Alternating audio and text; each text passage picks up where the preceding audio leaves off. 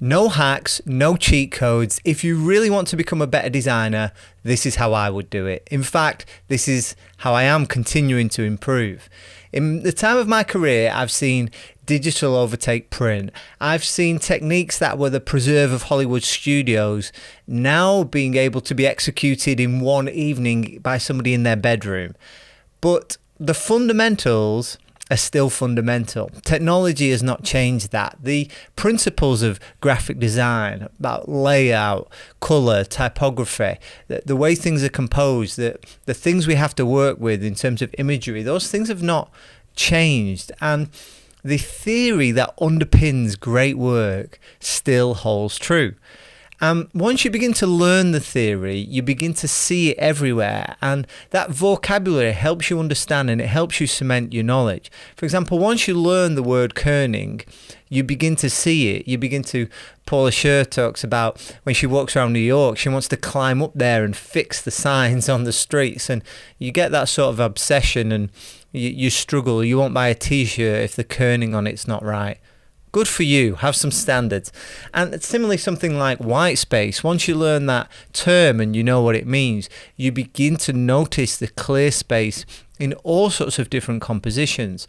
So the principles are important and the vocabulary is important, and that theory, those fundamentals are important to learn. Even if you go on to break the rules, it's a case, as I've talked about before, of learn the rules, then break them. So you need to learn the principles. You also need to learn the tools. Now, software has made things easier. I doubt that many of you even have one of these things in your space, a cutting board or a Swan Morton scalpel. You might be digital only, but although the tools have improved and though they've made a lot of things easier to do, and the AI tools that are coming through, like in the Adobe software, making things even quicker in Photoshop, the reality is you still need to know the tools of your trade. You need to be able to execute tasks quickly.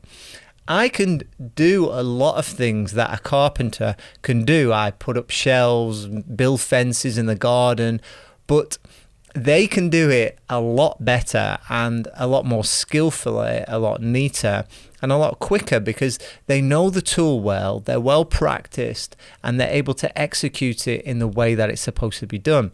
And you need to be able to execute quickly, but you also need to know what's possible. You'll be limited in your execution if you're not aware of the possibilities, and that's a disservice to your client or your team. So it's a case of being aware of the developments too in software. If you're standing still, you'll get left behind because things are always moving. It's a travelator, and you are moving backwards on it. So you've got to keep moving forward, or you've got to keep learning just to stay still, just to stay at the same level, because technology is always progressing. Now, here's a bit of a missing link, and this is the key thing that I wanted to take away from this video, because if you're learning the principles and the tools, then surely that is the knowledge that you need. And often when you feel like you're not improving, you get frustrated and you think you need more of the first two. There's some missing principles. What are they not telling me? What are they hiding from me? Or it might be with the software. If I could just get a little bit better on Photoshop, if I could just find all the hidden features on Figma, then I would be a better designer. And on this channel, we get a lot of encouraging comments and a lot of kind comments, and thank you for that. This is an amazing community. And we also see, comments from time to time where there's a little bit of frustration, comments along the lines of, yes, that's great, but what's the next step? Or how do I apply that in my situation? Or can you provide lots more examples? But the truth is this: you can't become a great designer just by having somebody tell you what to do. And that's not what a great teacher does anyway. Design isn't paint by numbers. There's decisions to be made. There's space for creativity.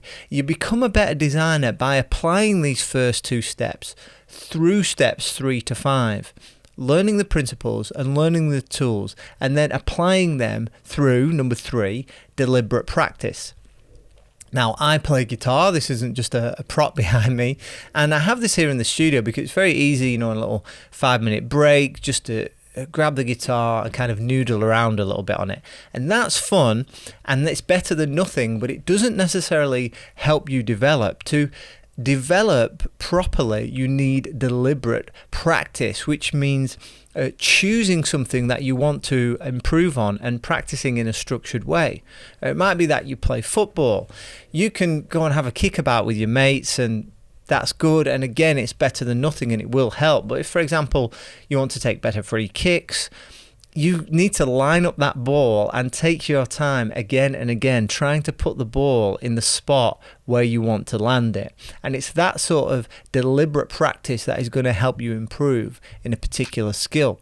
So it's the same with your design. Just working at your job isn't necessarily deliberate practice, and those years will only add up to practice when you are really applying yourself to improving in a specific area or a specific task or a specific problem. And that's why in Flux Academy we have assignments for our students. We make sure that they're set something that they can follow, which is structured to help them improve in a particular area. So if you need to create your own briefs, perhaps, to attack a problem, or if you know there's a technique you're weak in, give yourself some challenges to practice and get better at that specific thing. And number 4 is expert feedback. And this is, I think, the best reason to go to a formal design school, because there are experts there who will be able to review your particular work and give you feedback and help you see how it can be improved. And that's why our online design school works the way it does. You can just do a low value course, and I take on courses like that from time to time when I want to pick up on a specific skill. But if you really want to improve, you need the opportunity to do deliberate practice and get expert feedback, which is why we have our community and our coaches and such, which replicates the sort of tutorials that you would get in a formal design setting.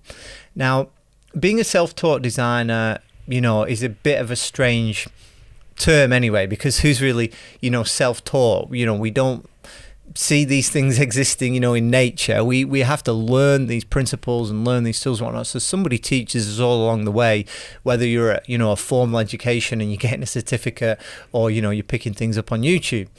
But the reality is, self-taught, as in being taught without any feedback, is maybe a better way to explain it. It only goes so far, and that is where finding some sort of feedback is really important.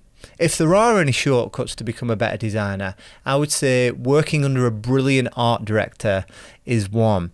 That's been a thing a couple of times in my career that's really moved me forward quickly, and there's been learnings and there's been an attitude and approach that has stayed with me, that I've gleaned from those great art directors and great creative directors that have been privileged to work under. So try and put yourself in that sort of environment that you can learn, whether it's in a design school, an online design school, whether it's finding some sort of mentor, someone who can give you feedback, or a great art director. Expert feedback.